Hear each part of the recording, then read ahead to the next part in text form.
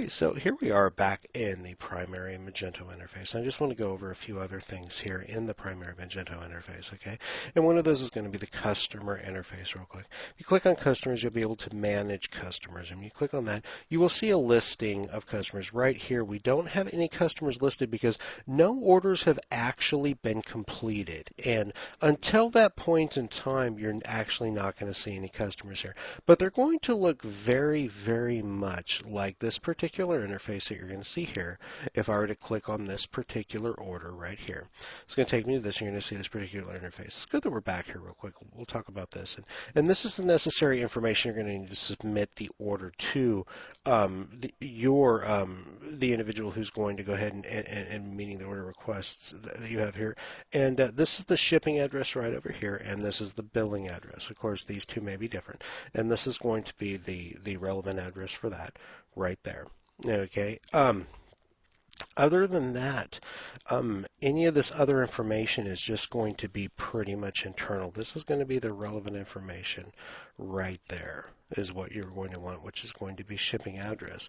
If this information needs to be forwarded directly to your supplier along with, of course, the items ordered, which is going to be relevant. And just to let you know, the SKU was the first and primary SKU that was in the product list. So we used the first primary SKU. If there was more than one SKU listed in the product list, we went and we did a little research, and we made sure that we were listing the most relevant product SKU for that particular category, because there were some that had more than one SKU in it. We wanted to make sure that we were ensuring that the most relevant SKU was in your system. So that was one of the reasons why development took so long. Otherwise, we probably would have been done a few days earlier, but I apologize. That doesn't belong in a training video.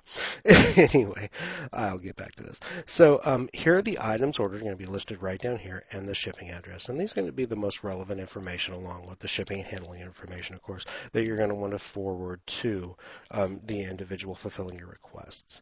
So, and as I mentioned down here, common history. In your particular interface, common history will probably be quite useful. You probably won't make huge lengthy comments unless there are people returning items and stuff, of course. But other than that, this will be very useful in just entering in, order was completed, sent off to, distributor, so on and so forth.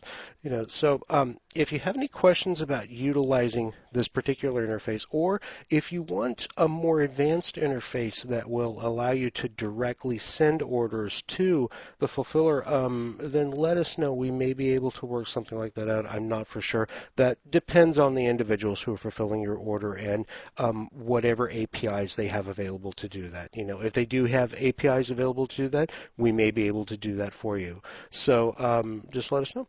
And that is the order interface here in Magento.